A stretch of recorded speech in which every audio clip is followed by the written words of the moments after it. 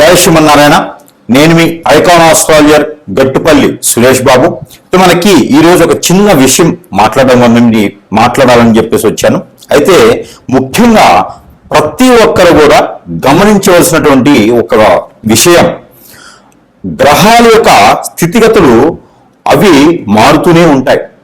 ఎక్కడా కూడా గ్రహాలు అనేది ఆగిపోయి కానీ స్తంభించి కానీ ఉండవు. కాబట్టి గ్రహాలు స్థానాలు చలన చేస్తూ ఉంటాయి. వాటి పరిధిలో అవి వాటి కాలక్రమేణాగా ఏ టైంలో ఏ సమయంలో ఏ గ్రహం ఏ స్థానంలోకి వెళ్ళాలో ఆటోమేటిక్గా వెళ్తూ ఉంటుంది. దాన్ని మార్చేటువంటి యుక్తి కానీ దాన్ని మార్చేటువంటి శక్తి కానీ అయితే ఆస్ట్రాలజర్స్ దగ్గర గానో గురువు దగ్గర గానో పీఠాధిపతి దగ్గర గానో ఎవరి దగ్గర కూడా లేదు. ఆ గ్రహాల యొక్క మార్పు వలన మన మానవాళిలో కొంతమేర మార్పులు అయితే సహజంగా వస్తూ ఉంటాయి. ప్రకృతిలో మార్పులు అనేది గ్రహాల యొక్క స్థితిగతుల వలన వస్తూ ఉంటాయి. అందువలన మనకి ఏదో గండాలు వస్తున్నాయి, ఏదో జరిగిపోతుంది, ఏదో కోట్ల రూపాయలు నష్టపోతాము, గండాలు వచ్చేసి మనం అందరూ యాక్సిడెంట్లు పోతాము, అగ్ని ప్రమాదాలు అవుతాయి, ఫ్లైట్ యాక్సిడెంట్ అయింది. ఇవన్నీ కూడా ఇప్పుడు మనం ఒకటి గమనించుకోవాల్సిన విషయం. ముఖ్యంగా ఒకటి చెప్తాను. ఒక బస్సు ఉంటుంది, ఒక 50 నుంచి 60 మంది బస్సులో ఎక్కుతారు. ఈ బస్సులో ఎక్కిన వారికి మంచి శని భగవానికి అశుభ దృష్టి ఉంటుంది, దారిద్ర్యం ఉంటుంది. ఇతనికి రాహువుకు సంబంధించినటువంటి అశుభ దృష్టి ఉంటుంది. ఇతనికి గండం ఉంటుంది. ఓకేనా? ఇతనికి ఒక గండం ఉంది. ఈ గండం ఉన్న వ్యక్తి 60 మంది ఉన్నటువంటి బస్సులో లేదా 45 మంది ఉన్నటువంటి బస్సులోకి ఎక్కున్నాడు. ఎక్కున్నప్పుడు ఇతని డ్రైవర్ ఎవరైతే ఉన్నారో ఇతను బస్సు ఎక్కినటువంటి డ్రైవర్ కి శని భగవాన్ యొక్క అశుభ దృష్టి కాదు, శుభ దృష్టి బాగా ఉంది. అతనికి ఈ పూజలు యజ్ఞ యాగ హోమాలు జపతపాలు చేసుకోడు. తన వృత్తిని నమ్ముకొని ప్రతినిత్యము కూడా ప్రతి నిమిషము కూడా వృత్తికి నమస్కారం చేసుకొని, నా వెనక చాలా మంది ఉన్నారు, నేను చేసేటువంటి డ్రైవింగ్ చాలా పర్ఫెక్ట్గా ఉండాలి, జాగ్రత్తగా ఉండాలి, నా వెనక వాళ్ళు ముందు వాళ్ళు చాలా జాగ్రత్తగా వెళ్ళాలి, గమ్యానికి తీసుకెళ్ళాలి వీళ్ళందరని చెప్పి ప్రతిరోజు కూడా ఉదయించే సూర్యుడికి నమస్కారం చేసుకుంటాడు. తను ఎక్కినటువంటి వాహనానికి నమస్కారం చేసుకుంటాడు. చేసుకొని ఎక్కేసి మనస్ఫూర్తిగా తనకి ఆత్మ సంతృప్తితో మనస్ఫూర్తిగా తను ఉండి బస్సు డ్రైవ్ చేస్తూ ఉంటాడు. ఆ బస్సులో దారిద్ర్యం ఉన్నప్పటికీ కూడా ఎక్కడైతే గమ్యం ఉందో ఆ గమ్యానికి చేరువలోకి వెళ్తాడు. ఎందుకంటే తనకి నడిపేటువంటి డ్రైవర్కి అదృష్టం ఉంటుంది, లేదా పక్కన కూర్చొని అదృష్టం ఉంది కాదు. ఆ గండం అనేది తనకి తప్పిపోయింది. తను ఏం పూజలు హెగ్ర యాగాలు ఏం చేయడు. సేమ్ ఇదే స్టోరీ. అదే వ్యక్తి ఏదైతే శని భగవాన్ అశుభ దృష్టి, రాహుకేతువులు అశుభ దృష్టి, చాతపడి ఇప్పుడు బ్లాక్ మ్యాజిక్ వసీకరణ అన్ని అయిపోయేసి జాతకంలో చూసినప్పుడు గండం ఉంది అని చెప్పేటువంటి వ్యక్తికి అతను మునుపటి రోజున లేకపోతే మునుపటి మాసంలో అంటే వెనకపోయినటువంటి మాసంలో యజ్ఞ యాగ హోమ జప తప ఎన్నో రకాలటువంటి దానాలు ధర్మాలు ఎన్నో రకాలటువంటి పుణ్య కార్యక్రమాలు చేస్తున్నాడు. ఇదే బస్సు డ్రైవర్ సేమ్ ఇదే దానిలో ఉంటుంది. ఉండగా అతను గండాలు తప్పించుకోవడానికి చేసినటువంటి లక్షల రూపాయలు ఖర్చు పెట్టి యజ్ఞయాగాలు చేయించుకున్నాడు. ఈ వ్యక్తి దశలు బాగాలేని వ్యక్తి, నక్షత్రాలు బాగాలేని వ్యక్తి చేయించుకొని అదే బస్సు ఎక్కి ఉన్నాడు. ఇక్కడ ఉండే వాళ్ళకి సేమ్ అదే అదృష్టం ఉంటుంది. వాళ్ళు ఎలా ఉన్నారో అదే స్థితిగతుల్లో ఉంటారు. ఈ వ్యక్తి వెక్కగానే అంటే ఈ వ్యక్తి కూడా అదే బస్సులో ఎక్కుతాడు. ఆల్రెడీ పూజలు చేయించుకొని ఉన్నాడు. ముందుకు వెళ్ళగానే యాక్సిడెంట్ అయింది. ఆ ఒక్క వ్యక్తి తప్పనే కాదు, ప్రతి ఒక్కరికి యాక్సిడెంట్ అయింది, అందరికి కూడా దెబ్బలు తగిలినాయి. ఇప్పుడు మనం ఆలోచించాల్సింది ఏంటి విషయం? మనలో ఉన్నటువంటి కర్మ, మనలో ఉన్నటువంటి క్రామక్రోధాలు, మనలో ఉన్నటువంటి ఆ సమయము గడియలు తప్పించడానికి మన వంతు కాదు. ఎందుకంటే మనము ఏది చేసినా కూడా ఉపశమనం మాత్రమే చేసుకోవాలి. అలానే మనం చేసేటువంటి క్రియ ఏదైతే ఉందో అప్పు తీసుకొచ్చి చేయకూడదు. మనకి ఏదైతే మనకి వీలవుతుందో, మన దగ్గర రూపాయి ఉందా అంటే ఆ రూపాయికి సంబంధించినటువంటి దానాలు, ధర్మాలు, యజ్ఞ, యాగ, హోమ, జపాలు, తపాలు చేసే అవసరం లేదు. భగవంతుని యొక్క నామం దలుచుకుంటూ మనం చేసేటువంటి పుణ్యకార్యాలు చేసుకుంటూ ఉంటే సరిపోతుంది. ఒకరిని దూషించకుండా, ఎదుటి వాళ్ళని అనకుండా, మనకి ఏదైతే మంచి పని అనిపిస్తుందో ఎదుటి వారికి సహాయం చేయకపోయినా సరే మన బాధ్యత మనకి నచ్చినట్టు విధంగా ఉంటే సరిపోతుంది. అదేవిధంగా మనము చేయించిన యజ్ఞయాగాలు అతనికి ఏమైనాయండి? ఆ రోజు ఏమైపోతున్నాయి? అప్పు తీసుకొచ్చి మరీ చేశాడు, అప్పు మిగిలిపోయింది, అప్పు కట్టాల్సి వచ్చింది. ఎప్పుడు కూడా ఒకటి గుర్తుపెట్టుకోండి. ఇప్పుడు ఎందుకు చెప్పాల్సి వచ్చింది ఈ స్టోరీ అంతా అంటే, గుర్రం గుడ్డిదైనా దాన తప్పదు అన్నట్టుగా ఇక్కడ ఏమవుతుందంటే, మన యొక్క ఏదైతే గ్రహాల యొక్క స్థితిగతులు మనిషిని భయభ్రాంతుల్ని చేయవు, మనిషిని ఇబ్బంది పెట్టవు. ఎటువంటి పరిస్థితుల్లో, ఎటువంటి సంఘటనలో, ఎటువంటి సిచ్యువేషన్లో, ఎటువంటి పొజిషన్లో అయినా సరే అన్ని గ్రహాలు కూటమిగా ఏర్పడి ఒక స్థానంలో ఉన్నప్పటికీ కూడా మనుషుల యొక్క స్థితిగతులు కొంతమేర అటు ఇటు అవుతామో కానీ మనుషుల జీవితాలు నాశనం అవ్వవు, పటాపంచులు చెయ్యవు, జీవితాలు బొగ్గుపాలు చెయ్యవు, సూసైడ్ చేసుకునే పరిస్థితికి వెళ్ళవు, మరీ భూగిగా నువ్వు ఆ పాతాళలోకానికి వెళ్ళేలా చెయ్యవు ఏ గ్రహం కూడా మిమ్మల్ని. ప్రతి ఒక్కరు దీన్ని గమనించుకోండి. మీ యొక్క ఏదైతే మంచితనమో, ప్రజల యొక్క ఏదైతే అవసరమో, ప్రజల యొక్క భయాన్ని ఏదైతే ఉందో దాన్ని క్యాష్ చేసుకుంటున్నారు చాలా మంది గురువులు. ఇది కూడా గుర్తుపెట్టుకోండి చాలా మంది కూడా. ఇక్కడ మనం చూసుకున్నట్టయితే మార్చి 14వ తారీఖు మారినటువంటి రవి భగవానుడు. రవి భగవానుడిని మీ తరమో, నా తరమో, లేకపోతే ఇంకొకరి తరమో, మా పాత తరమో, మా ముంతాత తరమో అయితే కాదు మార్చడానికి. ప్రపంచం మొదలవక నుంచి ఉన్నది సూర్యచంద్రుడు, గ్రహాల యొక్క స్థితిగతులు. అవి మార్చేదానికి, వాటి యొక్క స్థితిగతులను మార్చేదానికి మన తరం కాదు, మీ తరం కాదు. కాబట్టి ఇక్కడ ఏ గురువు తరం, ఏ ఒక గురువుకి తరం కాదు. కాబట్టి గ్రహాల స్థితిగతులు మారినప్పుడు మనము నవగ్రహాల మండపానికి వెళ్ళేసి అభిషేక అర్చనలు చేయించుకుంటే సరిపోతుంది. నవధాన్యాలు తీసుకుని వెళ్ళి నవగ్రహాల మండపంలో వేస్తే సరిపోతుంది. శివాలయంలో అభిషేకం చేసుకుంటే సరిపోతుంది. ఎన్నో రకాలైనటువంటి ఆలయాలు ఉన్నాయి మనకి, ఎన్నో రకాల ప్రసిద్ధి చెందినటువంటి దేవస్థానాలు ఉన్నాయి. ఆ దేవస్థానంలో, ఆలయంలో దేవుడు అనేది వాడు ఒకడు ఉన్నారు. కాబట్టి ఆ దేవునికి చేసేటువంటి పూజలు కావచ్చు, అమ్మవారికి చేసేటువంటి కుంకుమచ్చలు కావచ్చు, స్వామివారికి నిర్వర్తించే నోములు ఉంటాయి, యజ్ఞాలు ఉంటాయి, యాగాలు ఉంటాయి, ఇవన్నీ ఉంటాయి. కానీ మన మనసుకి ఏదైతే ఇచ్చారనిపిస్తుందో అది చేయండి. అంతేగాని ఎవడో చెప్పినాడని చెప్పి భయభ్రాంతులు వేసి మీరు చేస్తారంటే మాత్రము ఖచ్చితంగా ఇబ్బంది పడి ఆ గురువులకి మీరు హిప్నాటిజం అయిపోతారు, లక్షల రూపాయలు నష్టపోతారు. మీరు ఆల్రెడీ వ్యాపారంలోనో, జాబులో లేకనో ఏదో సమస్యలతో కొట్టుమిట్లాడుతూ ఉంటే మళ్ళీ లక్షల రూపాయలు పెట్టి పూజలు చేస్తూ ఉంటే ఎట్లయితుంది? ఒకడు వస్తాడు కిరీటం పెట్టుకొని 11 ఉంగరాలు పెట్టేసి నడుముకి బెల్ట్ కూడా, అది వడ్రానం పెట్టుకొని వస్తాడు. వచ్చేసి నా దగ్గర స్టోన్లు తీసుకోండి మీకు అష్టైశ్వర్య ప్రాప్తి కలుగుతుంది అంటాడు. నేను 10 లక్షలు ఇస్తా, నెల రోజులు కాదు సంవత్సరం వెయిట్ చేస్తా, నన్ను చేయమని చెప్పండి. ఇలాంటివన్నీ బోగర్స్ మాటలు విని ఇబ్బంది పడకండి. మీరిచ్చే డబ్బులతో వాళ్ళు బాగుపడతారు తప్పితే మీరు బాగుపడేదానికి కానీ, మీరు ముందుకెళ్ళేదానికి కానీ లేదు. స్వచ్ఛందంగా, ఇష్టంగా, అందరూ దేవుని మీద ప్రేమతో చేసేటువంటి గురువు లేరు.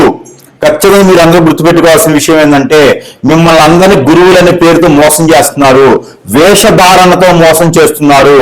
ఇకపోతే మీరే గమనించుకోవాలి, ఇది మంచి గురువు ఎవరా, చెడ్డ గురువు ఎవరా, ఇన్ని లక్షల రూపాయలు ఈ పూజకి హోమానికి అవుతున్నాయా, దీని తర్వాత తాత్పర్యంలో మనకి పని అవుతుందా లేదా, ఇవన్నీ కూడా గ్రహించుకోండి, గమనించుకోండి. మీ దగ్గర తీసుకున్నటువంటి డబ్బులతోనే గురువులు వారు చేసేటువంటి పని ఏమిటంటే గనక మిమ్మల్ని ఎట్టినట్టు ఏం చేసి వారు చుట్టూ తిప్పుకుంటున్నారు. ఇవన్నీ గమనించుకోండి. మరొకటి, ఇక మార్చి 14వ తారీఖు మారినటువంటి రవి భగవానుడు. ఈ రవి భగవానుడు కుంభరాశి నుంచి మీనరాశికి వచ్చాడు. ఓకే, ఏమిటంటే అయితే మీనరాశి నుంచి ఏప్రిల్ 14వ తారీఖు మేషరాశిలోకి వస్తాడు. ఏంటి అయితే దీని వలన యజ్ఞాలు చేయాలి, హోమాలు చేయాలి, మీకు గండాలు ఉన్నాయి, ప్రాణభయం ఉంది. ఎవరు చెప్పాడు? ఏది పంపించమని చెప్పండి, ఎంతమందిని పంపిస్తారో? ఇవన్నీ కూడా బోగస్. మన జాతకంలో ప్రతి ఒక్కరికి శని బలం అనేది ఖచ్చితంగా ఉంటుంది. ఆ శని బలం పెంచడానికి ఎవరి తరం కాదు, తగ్గించడానికి ఎవరి తరం కాదు. గ్రహాల యొక్క స్థితిగతులు మారుతూ ఉంటాయి. అవి మారినప్పుడు శనీశ్వరుడి దగ్గరికి వెళ్ళేసి తైలాభిషేకం చేసుకోండి, సరిపోతుంది. అంతేగానక ఏదైనా మీరు దానం చేసేయండి, సరిపోతుంది. 10 మందికి అన్నం పెట్టండి, సరిపోతుంది. పేదవాళ్ళకి, పేద విద్యార్థులకి, వికలాంగులకి, అంగవైకల్యులకి, అలానే వృద్ధులకి ఎంతో మందికి ఉన్నారు, వారికి మంచి చేయండి. ఆరోగ్యం బాగాలేక ఎంతో మంది ఆన్లైన్ డబ్బులు లేక ఉండిపోయి ఉన్నారు, మరణించే వాళ్ళు ఉన్నారు, వారికి దానం చేయండి. అన్నదానం చేయండి, వస్త్రదానం చేయండి, అలానే మీరు ప్రాణదానం చేయండి, విద్య దానం చేయండి. అంతేగాని బోగస్ మాటలు చెప్పేటువంటి గురువుల్ని ఎప్పుడు కూడా మీరు నమ్మకండి. గురువుకి కాలికి నమస్కారం చేయకండి, గురువుకి పాదసేవ చేయకండి, గురువుకి పాదాలకు అభిషేకాలు చేయకండి. అది పాపం మనం కూడా చుట్టుకున్నటువంటిది. వాళ్ళు చేసేటువంటి ప్రతి కర్మకి, వారు చేసేటువంటి ప్రతి కర్మైనటువంటి విషయాలకి మనం పాపాలు కట్టుకోవాల్సి వస్తుంది. కాబట్టి మీరు అందరూ కూడా గురువుని ఇష్టపడండి, గురువు దగ్గరికి వెళ్ళండి. అంతేగానక మీకు ఇష్టం ఉంటే వెళ్ళండి, కానీ గురువులకి ఏ మాత్రం సేవ చేసినా కూడా ఆ పాపాలు, ఆ కర్మలు మనం చుట్టుకోవాల్సి వస్తుంది. దయచేసి అలాంటి చేయకండి. ఇకపోతే మార్చి 14వ తారీఖు మారినటువంటి రవి భగవానుడు, దాని వలన ఏదో శని భగవానుడు అష్టదిగ్బంధన అయిపోయినాడు, కదలకుండా అయిపోయినాడు అంటే ముందు నువ్వు బతకరు అయ్యా. అష్టదిగ్బంధనలు అయ్యి, కదలకుండా అయ్యి, ఆ తాళచలనం లేకుండా పోతే ముందు నువ్వు బతకాలి కదా. అసలు నీ బాడీలో శని ఉందో చూసుకో, అసలు నీ ఆయుష్ ఎక్కడ వరకు ఉందో చూసుకోలేదయ్యా. ముందు ఏ గురువుకి అని చెప్తున్నానో వార్నింగ్ ఇస్తున్నాను. ఇది జాగ్రత్తగా లేకపోతే మాత్రం ఖచ్చితంగా మిమ్మల్ని అందరూ మాత్రం ఏకి పాడేయడానికి కాదు, రోడ్డు మీద పెట్టి ఉడియడానికి కూడా సిద్ధంగా ఉంటాను నేను. ప్రతి ఒక్క గురువు గారు వార్నింగ్ పెట్టుకోవాలి. ఇది తర్వాత ఇంకో విషయం ఏంటంటే కనుక శని భగవానుడు ఏమవుతుందయ్యా, ఏదో చెప్తున్నారు, శని భగవానికి ఏమవుతుంది, ప్రాబ్లం ఏంది, ఈ సమస్య ఏమవుతుంది, మీకేమవుతుంది? శని భగవాన్ని మోసుకొచ్చి తీసుకొచ్చేవన్నా మళ్ళీ ఇంకో రాశి తీసుకొస్తారా? లేనప్పుడు ఎందుకయ్యా మీకు ఇవన్నీను? మీరు సంపాదించడానికి వేసేటువంటి వేషాలు ఇవన్నీను, నడుముకు అడ్డాలు పెట్టుకొని, ఎంట్రుకల తాళ్ళు పెట్టుకొని, త్రిశూలం పెట్టుకొని శివుళ్ళు అవ్వరు. ఓకేనా? తలపాగా పెట్టుకోగానే లేదా తలకి ముడేసుకోగానే మీరు సాధువులు అవ్వరు. కాబట్టి మీరు చేసే అన్ని తెలుసు. ప్రతి ఒక్కరు మాత్రం చెంటాడేస్తాను సమస్యలు అందులోను. ప్రజలకి మోసం జరిగితే మాత్రం ఒప్పుకునే ప్రసక్తి లేదు అందులోను. మరొక విషయం ప్రజలు గుర్తుపెట్టుకోండి, ఇలాంటి బోగస మాటలు విని హోమాలు, యజ్ఞాలు, యాగాలని చెప్పి వెళ్ళి డబ్బులు పాడు చేస్తున్నట్టు మాత్రము మిమ్మల్ని కాపాడే నాదుడు ఎవ్వడూ లేడు. శివుడి దగ్గరికి కాదు, మళ్ళీ ఆ శివుడి దగ్గరికే వెళ్ళాలి మీరు ప్రార్థన చేసుకుంటూ. మనకి శక్తి పీఠాలు, అలానే మనకి అష్టదిశ శక్తిపీఠాలు, అలానే మనకి ఎన్నో రకాలైనటువంటి దేవాలయాలు ఉన్నాయి. వాటన్నిటి దగ్గరికి వెళ్ళి పూజలు చేసుకోండి. ఆల్రెడీ నిర్మించిన దేవాలయాలని, మన పెద్దలు నిర్మించిన దేవాలయాలని, వాటన్నిటి దగ్గర పూజలు చేసుకోండి, సరిపోద్ది. కానీ ఎవడో వస్తాడు, దానికి దశమహావిద్యులు అని చెప్పేసి మందు మాంసం పెడతా అంటాడు, దరిద్రం ఉన్నప్పుడు వాడు మనుషులు అది ఇంకేమన్నా. వీళ్ళని గురువులుగా చెప్పుకోవాలి మనము. వీళ్ళని పూజించడం మళ్ళీ నేను మాట్లాడాల్సి వస్తాను ప్రజలకు. మళ్ళీను అందరూ కూడా చాలా జాగ్రత్తగా ఉండండి. ఇకపోతే 14వ తారీఖు మార్చి మాసంలో మారినటువంటి రవి భగవానుడు వల్ల శని భగవానుడికి వచ్చిన నష్టం లేదు, మనకి ప్రాణ భయాలు లేవు. ఆ శని వల్ల మనకేదో అయిపోతుంది అని కాదు. ఇలాంటి దరిద్రం ఉండకూడదు చెప్పుకునే గురువులు చేసేటువంటి పనికి, లేదంటే మన మీద వ్యసనంతో, రందితో, కుళ్ళుతో, కుతంత్రంతో మనం ఎదుగుతున్నామని ఇష్టం లేకుండా చేసేటువంటి హిప్నాటిజం, బ్లాక్ మ్యాజిక్, వశీకరణ, బాణముఖి, భానుమతి, యక్షిణి విద్యలు ఉంటాయి.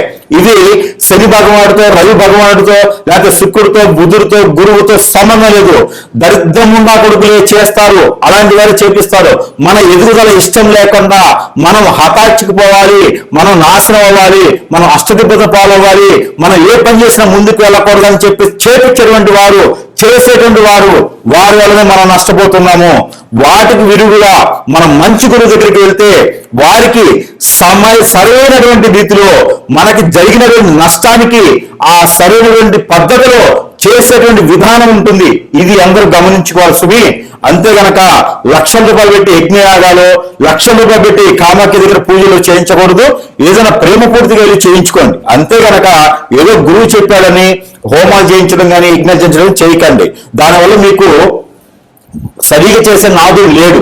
దానివల్ల చెప్తా ఉన్నాను, హోమాలకి నేను వ్యతిరేకం కాదు, కానీ సరిగా చేసే నాదుడు లేడు. కాబట్టి ఎవరు సరైన గురువు, ఎవరిని ఎంచుకోవాలి అని చెప్పేసి ఖచ్చితంగా మీరు దాన్ని చూసుకోండి. ప్రతి గురువు విప్లవం చేస్తున్నారు ఈ రోజుల్లో, గమనించుకుంటూ ఉండండి.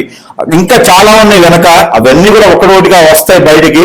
ఎవడెవడు ఎక్కడ చేస్తాడో తెలుస్తుంది, అన్ని కూడా బయటకు వస్తాయి. కాబట్టి ప్రజలు అప్రమత్తంగా ఉండండి, జాగ్రత్తగా ఉండండి. ఈ తాలిబాన్స్ కన్నా కూడా చాపకన నీళ్ళ తయారయ్యారు గురువులు, డ్రగ్స్ కన్నా కూడా ఘోరంగా తయారయ్యారు వారు హిప్నటిజం. కాబట్టి ప్రజలు అప్రమత్తంగా ఉండండి.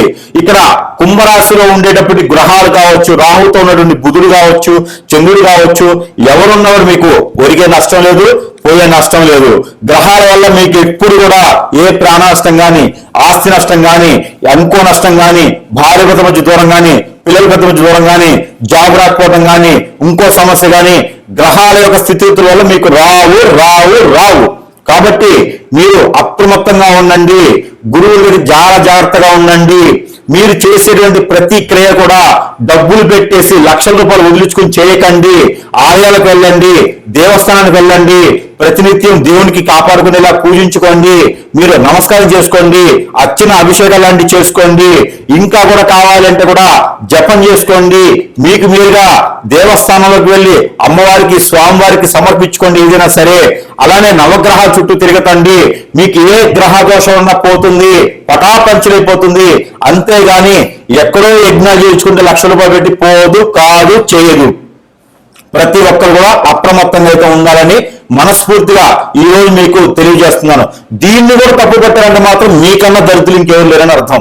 ఇది మనకి తులారాశి. తులారాశి వారికి కేతు వచ్చేసి సింహరాశిలో ఉన్నాడు. అలానే శని భగవానుడు మీనరాశిలో ఉన్నాడు. శని భగవానుడితో సావాసం చేద్దామని చెప్పి కుంభరాశి నుంచి రవి భగవానుడు మార్చి 14వ తారీఖు మారాడు. దీంట్లో 11వ స్థానం అంటే మీనరాశికి ఇటుపక్క చూసుకుంటే 12వ స్థానంలో రాహు ఉన్నాడు. రాహువుతో బుధుడు ఉన్నాడు. బుధుడితో ఇప్పుడైతే చంద్రుడు ఉన్నాడు. ఇక 12వ స్థానం ఇటు నుంచి స్థానం చూసుకున్నట్టయితే శుక్రుడు, శని, అలానే రవి కలిసి ఉన్నారు. దీనితో తులారాశి వారికి ఏమవుతుంది అంటే ఏమీ అవట్లా. శుక్రుడు ఉత్సవంలో ఉన్నాడు. ఉత్సవంలో ఉన్నాడు కాబట్టి ఈ ఉత్సవానికి తగ్గట్టుగా రవి భగవానుడు ఉన్నాడు. శని భగవానుడు ఉండడంతో కొంతమేర ఇబ్బంది కంటే ఎట్లా ఉంటుంది, కలెక్టర్ దోషం వచ్చేలా ఉంటుంది ఇప్పుడు పుట్టే వారికి మాత్రం. ఎప్పుడు వరకు? ఇది ఏప్రిల్ 14వ తారీఖు వరకు. కాబట్టి ఇక తులారాశి వారికి వచ్చినటువంటి నష్టం ఏంటి, ఇబ్బంది ఏంటి, దీనివల్ల నష్టపోయేది మీరు ఇబ్బంది పడేది ఏమున్నది? చాలా మంది కూడా మాధ్యమాల ద్వారా తులారాశి వారిని భయభ్రాంతులు చేస్తూ ఉన్నారు. శని భగవానుడి దగ్గర రవి భగవానుడు ఉండడంతో శని భగవానుడు అష్టదిగ్బంధన అయిపోయినాడు, స్థల సంపలన అయిపోయినాడు, స్థలచలం అయిపోయినాడు. ఇక ఏ చేసినా ముందుకు వెళ్ళలేం. మనందరూ తులారాశి అందరూ వీరు కాలానికి దూరంగా వెళ్ళిపోతారు అని చెప్పినాడు. మనకి శ్వాస ఆడినంత వరకు ఊపిరి ఉంటుంది కదా, అలానే గ్రహరీత్యా కూడా గ్రహాలన్నీ కూడా సానుకూలంగానే వాటి చలన ప్రకారంగా, వాటి స్థానాల ప్రకారంగా, సమయం ప్రకారంగా అవి వాటింతలో అవి తిరుగుతూ ఉంటాయి. ఏ గురువుకైనా వాటిని మార్చేటువంటి స్థితిగతులు లేవని నేను అనుకుంటున్నాను. ఎవరైనా మార్చాలి అంటే ప్రయత్నం చేయొచ్చు.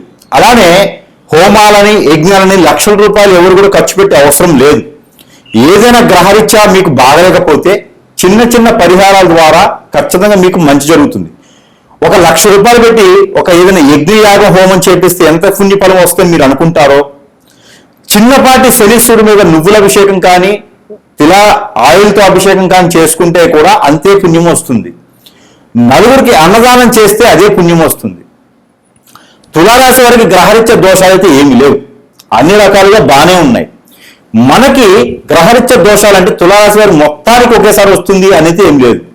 ఇకపోతే గురువులు కూడా ఒక్కొక్కసారి ఆలోచించాలి. సొంత డబ్బులతో ఏదైనా చేయొచ్చు, కానీ మనము అప్పు తీసుకొచ్చి ఎలాంటి హోమాలు, యజ్ఞాలు చేపించారా మీకు ఖచ్చితంగా ఆ పుణ్యఫలం అయితే రాదు. అప్పు లేకుండా చేసేటువంటి ప్రక్రియ చేసుకోవాలి. మీరు తులారాశిలో ఉన్నారు. తులారాశి అనగా మీ యొక్క అది ఎదుటివారికి సహాయం చేసే గుణం కావచ్చు. మీకు ఉన్నటువంటి వనరులందరూ దానధర్మాలు చేసుకుని తప్పం. ఎంతో ఆస్తులే ఉంటాయి మీకు, అవన్నీ కూడా వదిలివేస్తారు. మీరు ఒంటరిగా బ్రతకాలి, మనంగా స్వయంగా బ్రతకాలనే ఒక సంకల్పంతో ఉంటారు. మీకు గ్రహాలు ఏం చేస్తాయండి? జెన్యున్గా ఉండేటువంటి ప్రతి ఒక్కరికి కూడా గ్రహాల యొక్క స్థితిగతులు ఏమీ కాదు. అశుభ దృష్టితో ఉండేటువంటి ప్రతి గ్రహం కూడా శుభ దృష్టిగా మలుచుకోవచ్చు. కానీ ఎవరో చెప్పారని గురువుల మాట విన్నారంటే మాత్రం ఖచ్చితంగా మనం నష్టపోతాము, ఇబ్బంది పడతాము, బాధపడతాము, భంగపడతాము కూడా. కాబట్టి మీకు నచ్చినటువంటి తీరులో మనం చేసుకోవాలి. ఇక మీకు నిజంగా గురువు గారు చెప్పింది ఏమో కావాలా, శని భగవానుడికి రవి భగవానుడు కలిస్తే ఇలా అవుతుంది కావాలా అనుకునేది లేదు. మీ మీద చెడు వ్యసనంతో మీ మంచితనం తట్టుకోలేక మీ చుట్టూతో ఉండేటువంటి బంధువర్గం, మిత్రవర్గం వీళ్ళందరూ కూడా మీ చుట్టూ చేరి కట్టపల్లాగా కత్తులతో పొడవకుండా వీరు మీ మీద హిప్నాటిజం, బ్లాక్ మ్యాజిక్ లాంటివి చేయించి అష్టదిబ్బనం చేసి మీరు అనుకున్న పని ముందుకు వెళ్లకుండా చేసేటువంటి క్రియలు ఉంటాయి. భార్యాభర్తలకి దూరం చేయటం, పిల్లల్ని పెద్దలకి దూరం చేయటం ఇలాంటివి చేస్తూ ఉంటారు. మనం అరికట్టాల్సింది మానవ గ్రహాలని, వారిని మనం దూరం చేయాలి. మన పర్సనల్ విషయాలు ఎవరికి షేర్ చేయకూడదు. అంతేగాని గ్రహాల యొక్క స్థితిగతులు మీకు ఒకటి చెప్తా. శని భగవానుడు మీకు ఇబ్బంది పెడుతున్నాడు. ఏ రకంగా? మీకు శని యొక్క దశ, గురువు యొక్క దశ నడిస్తే ఖచ్చితంగా ఇబ్బంది ఉంటుంది, కొంతమేర ఆరోగ్య సమస్యలు అనుకోవచ్చు. ఓకే, మీకు రవి యొక్క దశ నడిచింది, గురు యొక్క దశ నడుస్తుంది, శుక్రుని యొక్క దశ నడుస్తుందంటే శని భగవానుడు మిమ్మల్ని ఏమీ చేయలేడు. కాబట్టి తులారాశి వారు ప్రతి ఒక్కరు కూడా గమనించుకోవాల్సింది ఏమిటి అంటే అవగ్రహణ పొందాలి ప్రతి విషయంలో కూడా. ఏదో గురువు తులారాశి వారికి బాలేదంట అని చెప్పి మూల కూర్చొని ఏడుస్తూ ఉన్నాను అనుకోండి, నిజంగా మీకు ఇబ్బంది అవుతుంది. అట్లా ఏం చేయకండి. ఎప్పుడు కూడా గ్రహాల యొక్క బాగలేకపోతే మనకు వ్యక్తిగత జాతకం అనేది ఒకటి ఉంటుంది. ఆ వ్యక్తిగత జాతకానికి పరిశీలన చేయండి, శోధన చేయండి. అక్కడ మీకు ఏ సమస్య ఉందో అర్థమైతే దాని తగ్గట్టు పరిష్కారం చేసుకోవచ్చు. ప్రతి సమస్యకి పరిష్కారం ఉంటుంది. అంతేగాని హోమాల యజ్ఞాలని గురువులు నమ్మేసి మాధ్యమాల ద్వారా వచ్చేటువంటి వీడియోస్ అన్ని చూసి భయభ్రాంతులు అవ్వకండి. ఇప్పుడు ఉన్నటువంటి గురువులందరూ కూడా ఎలా తయారంటే గనక చాలా మందికి కాదు, కొంతమందికి విషయం ఏంటంటే గనక జనాన్ని భయభ్రాంతం చేయడం ఒకటే విషయము. మరొకటి ఏంటంటే ఏదో ఒక భయభ్రాంతం చేసి డబ్బులు గుంజేయడం, వారి పని వాడు పప్పం గడుపుకోవడం. ఎవ్వరు కూడా ఇలానే అయిపోయినారు. కాబట్టి తులారాశి వారు తస్మా జాగ్రత్తగా ఉండాలి. ఎందుకు అంటారేమో, తాలిబాన్ కన్నా కూడా, ఉగ్రవాదుల కన్నా కూడా, డ్రగ్స్ కన్నా కూడా ప్రమాదకరంగా మారిపోయినారు ఈ రోజుల్లో కొంతమంది గురువులు.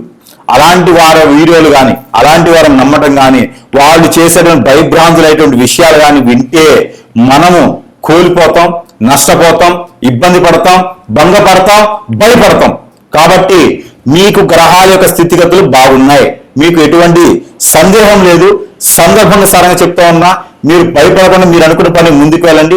మీకు ఏదైనా అష్టదిబ్బన కానీ, హిప్నాటిజం, బ్లాక్ మ్యాజిక్ కానీ అయింది అంటే కనుక ఇలాంటి దరిద్రమైన గురువులు చేయటం బట్టి, లేకుంటే కనుక మీ పక్కన ఉన్నటువంటి వారు చేసి బట్టి అవుతుంది. కాబట్టి వాటి నుంచి వైద్యులకి భయపడి బయటకు వచ్చేలాగా ప్రయత్నం చేసుకుని తప్పితే ఇలాంటి వాడి జోలు వెళ్ళకండి.